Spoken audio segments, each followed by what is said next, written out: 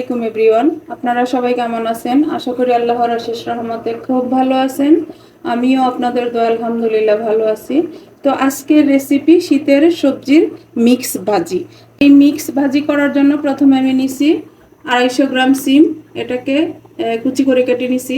এখানে বড় সাইজের 2টা আলু, এটাকে কুচি করে কেটে নিছি। আর একটা ফুলকপির হাফ, এটাকেও কুচি করে কেটে নিছি। আপনারা চাইলে এর সাথে আরো অ্যাড করতে পারেন। আর এই শীতের মৌসুমে যদি এই সবজি না খাই তাহলে তো মিস করব, তাই না? এর জন্য একটা এই যে ফ্রাই প্যান বসাই দিছি, চুলাটাও জ্বালাই দিছি। এখন আমি এখানে দিয়ে দিব 2 চামচ তেল। বিসমিল্লাহির রহমানির রহিম। এটা গরম হয়ে আসছে, এই পর্যায়ে দিয়ে দিব আস্ত 1 চামচ জিরা। আর এই ভাজিটা যখন করবেন এই জিরাটা দেওয়ার চেষ্টা করবেন। আর আজকে এই শীতের সিজনের মিক্স ভাজিটা যদি আপনাদের একটু ভালো লাগে তাহলে আমার চ্যানেলটাকে সাবস্ক্রাইব করবেন, লাইক করবেন, শেয়ার করবেন এবং কমেন্টস করবেন। প্লিজ আমার সাথেই থাকবেন আমার প্রিয় ভাই বোনেরা। এখন এই পর্যায়ে দিয়ে দেবো একটা পেঁয়াজ কুচি আর 6-7টা কাঁচামরিচ একটু চিড়ে কুচি দিয়ে দিলাম। এখন এটা ব্রাউন হওয়া পর্যন্ত একটু ভেজে নেব। এটা ব্রাউন হয়ে গেছে, এই পর্যায়ে আমি এখানে কোনো মশলা যাবে না, শুধু লবণ আর হলুদ যাবে। একেবারে সহজ রেসিপি। স্বাদ মতো দিয়ে দিলাম লবণ। আর এখন দিব 1/2 চা চামচ হলুদ গুঁড়া দিয়ে এটাকে একটু মিশিয়ে নিব। একেবারে সহজ রেসিপি, একবার বাসায় ট্রাই করেন। যারা না খায় তারাও খাবে, এত টেস্টি হয় এটা। রুটি, পরোটা, ভাত সব কিছুর সাথেই ভালো যায়। আর যারা ফেসবুক পেজ থেকে দেখতেছেন তারা প্লিজ পেজটাকে লাইক, শেয়ার, কমেন্ট করে দিবেন। এখন আমি একে একে এই সিম, ফুলকপি সব দিয়ে দিব।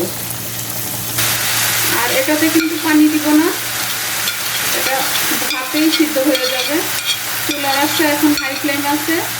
আমি এটা নেড়ে চেড়ে মিক্স করে তারপর এটাকে মিডিয়াম করে দিব। নেড়ে চেড়ে মিক্স করে দিলাম। এখন আমি ঢাকনাটা দিয়ে চুলার ফ্লেমটা মিডিয়াম করে 10 মিনিট রান্না করব। 10 মিনিট হয়ে গেল। মাশাআল্লাহ মাশাআল্লাহ, অনেক সুন্দর একটা ফ্লেভার চলে আসছে। যারা আমার মতো সবজি পছন্দ করেন তারা এই শীতের মৌসুমে অবশ্যই এই মিক্স ভাজিটা ট্রাই করে দেখতে পারেন। এটা গরম ভাত, রুটি, পরোটা, আবারও বললাম অনেক টেস্টি। যারা আমার মতো সবজি পছন্দ করেন তারা এই শীতের মৌসুমে মিক্স সবজিটা রান্না করে খেয়ে দেখতে পারেন। আশা করি ইনশাল্লাহ নিরাশ হবেন না। এখন চুলার আঁচটা আমি আবার একটু বাড়াই দিব। বাড়ায় একটু নেড়ে চেড়ে এটাকে একটু পোড়া পোড়া করে নিব, তাহলে কিন্তু ভাজিটা অনেক টেস্ট হবে। 10 মিনিট পরে আসলাম, দেখেন মাশাআল্লাহ মাশাআল্লাহ অনেক সুন্দর একটা কালার আসছে আর অনেক সুন্দর একটা ফ্লেভারও চলে আসছে। আর এই যে দেখেন একটু পোড়া পোড়া হয়ে গেছে। আর যখনই এই ভাজিটা রান্না করবেন তখন একটু পোড়া পোড়া হলেই ভালো হয়, চেষ্টা করবেন এরকম একটু হতে। আর প্রবাসে যেই ভাই ভাবিরা আছেন অনেকেই বলেন যে আলু ভাজি বা সিম ভাজি ভর্তা ভর্তা হয়ে যায়। আমার রেসিপিটা ফলো করে একবার বানান, ইনশাল্লাহ ভর্তা হবে না, খেতে আরও টেস্টি হবে। আর আমার মতো যারা পছন্দ করেন সবজি তারা অবশ্যই এই শীতের মৌসুমে এটা বানায়া খাবেন। এখন এই পর্যায়ে দিয়ে দিব আমি ধনেপাতা।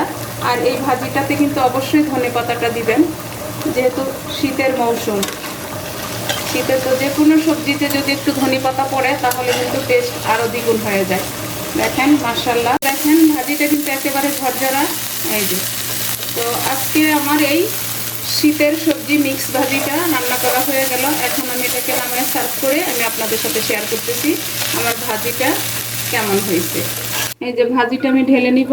দেখেন মাশাআল্লাহ একেবারে ঝরঝরে। একটা সবজি আরেকটা সবজির সাথে কোনোভাবেই আঠালো হয়নি।